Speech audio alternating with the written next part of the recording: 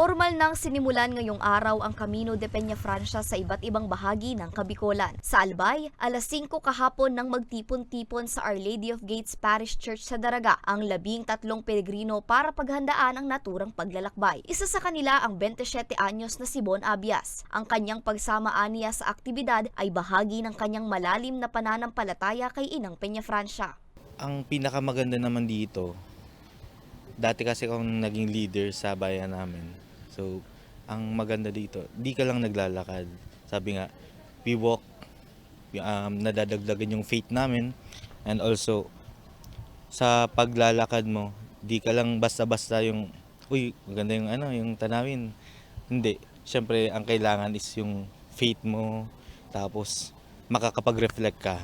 Ayon kay Dennis Marpuri, founder at organizer ng Camino de Peñafrancia, nagsimula silang maglakad patungo sa Divine Mercy Shrine and Monastery of the Carmelite Nuns of the Holy Trinity sa Kawa-Kawa, Ligao City kaninang umaga. Aniya, bahagi ang aktibidad sa pagdiriwang ng Peñafrancia Festival, kung saan 10 araw na maglalakad ang mga peregrino patungo sa Naga City. Mula sa simbahan ng Daraga, dadaan ang mga peregrino sa mga bayan ng Kamalig, Ginubatan, Ligao, Owas at Pulangi bago sumanib sa Camino Rinconada at Camino Partido.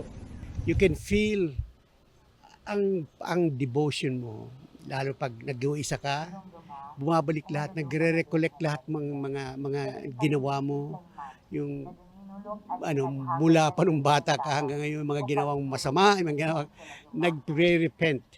So you pray, na patawarin ka. It's ang kasabihan doon sa Spain, pag naglakad ka in an ordinary day, half of your sin is napapatawad. Yung malalakas, yung mga walang pwedeng sumama sa amin. It's free. All you need is your devotion. Ang Camino de Legazpi ay ang bagong rutang idinagdag-aniya nila ngayong taon. Pinalawak daw nila ito para mas bigyan ang mga peregrino ng pagkakataon na makapagnilay-nilay at makapagpanampalataya. It only happens once a year, di ba? Although ang namin ito any time of the year gusto namin gawin so everybody can just walk anytime. Kung gusto mo magkamino, just follow the route. Sabi ko nga, give the time for our ina.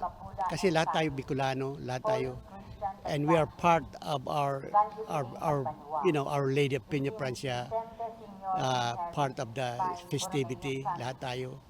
Hindi lang sa amin, hindi lang sa Naga, lahat. Kaya everybody is welcome. Mayroon naman kaming may mga transport naman kami na magdadala ng mga gamit nyo, hindi naman kayo maglalakad na lahat naka-backpack, may support. Sa araw-araw na lakad, yung mga gamit dinadala sa tutulugan ko sa dadalan. All you need to do is water and just walk and pray and your devotion. Yun lang wala kaming ibang hinihingi. 4 na taon na ang nakalilipas ng simula ng grupo ang Camino de Peñafrancia at ito ang unang taon na sinimulan nila ito sa Albay. Ang Camino de Peñafrancia ay hango sa makasaysayang Camino de Santiago sa Spain. Nagsimula noong 9th century kung saan naglakbay ang mga deboto ng 770 kilometers o nasa 478 miles patungo sa Cathedral of Santiago de Compostela sa Santiago, Spain para sa kanilang pananampalataya kay Saint James the Great. Para sa mga balitang Tatak Bicol, Angeline Dagta.